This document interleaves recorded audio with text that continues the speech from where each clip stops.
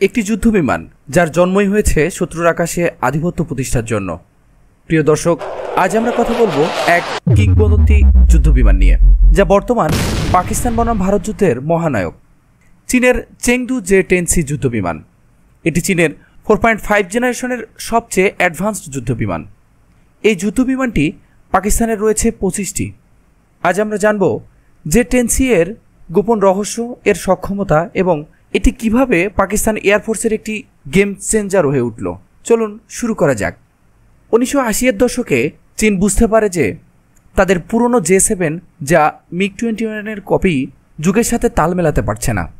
তাই চীন ইসরায়েলের ল্যাভি প্রজেক্ট F-16-এর মতো ডেল্টা উইং ডিজাইন থেকে অনুপ্রাণিত হয়।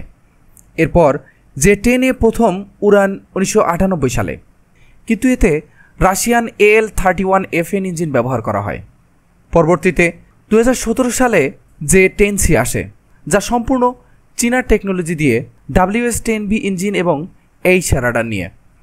মজার ব্যাপার হলো J-10C এর ডিজাইন ইসরায়েলের ল্যাভি এবং ইউরোপিয়ান টাইফুনের মিশ্রণ, যা চীন নিজের টেকনোলজি দিয়ে একে আরও বেশি শক্তিশালী করেছে।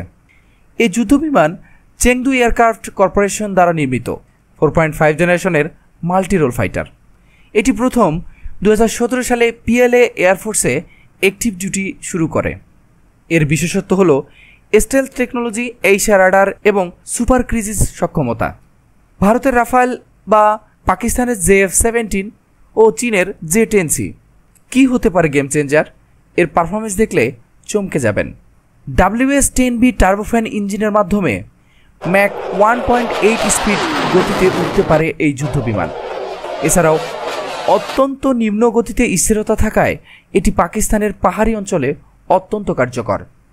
KLJ-7A H রাডার, যার ফলে 200 কিলোমিটার রেঞ্জ একসাথে 30টি টার্গেট ট্র্যাক করতে পারে, এবং IRST infrared search and track radar বন্ধ করেও শত্রু শনাক্ত করতে পারে। Air to air, air to ground সব আক্রমণে কার্যকরী মিসাইলগুলির মধ্যে PL-15 মিসাইল, যা 150 কিলোমিটারের বেশি রেঞ্জ, যা রাফাইলের MICA এর থেকেও বেশি। এছাড়াও PL-10 dogfight missile, helmet mountain targeting system, যা পাইলট শুধু মাথা ঘুরিয়েই টার্গেট লক করতে পারে। স্যাটেলাইট গাইডেড বৃষ্টি বা কুয়াশাতেও সঠিক টার্গেটে আঘাত করার ক্ষমতা এর রয়েছে। রাডার ক্রস সেকশন RCS কম, তবে এটি সম্পূর্ণ স্টেলথ নয়। বিশেষ সক্ষমতাগুলোর মধ্যে এর ইলেকট্রনিক ওয়ারফেয়ার সিস্টেম রয়েছে, যা শত্রুর রাডার জ্যাম করে দিতে পারে। এয়ার সুপ্রিমেসি লড়াইয়ে J-10C কি পাকিস্তানকে এগিয়ে দেবে, নাকি ভারতের রাফায়েল বা BVR বিয়ন্ড ভিজুয়াল রেঞ্জ ক্ষমতা জিতবে? এক্ষেত্রে কি হতে পারে তার প্রমাণ আমরা ইতিমধ্যেই পেয়েছি। আপনারা কি জানেন চীনে একে কী নামে ডাকা হয়? চীনে একে ফায়ারবার্ড নামে ডাকা হয়, যাকে পাকিস্তান 2022 সালে 25টি কিনেছে F-16-এর বিকল্প হিসেবে, যার মেইনটেন্স খরচ F-16-এর তুলনায় 30% সস্তা।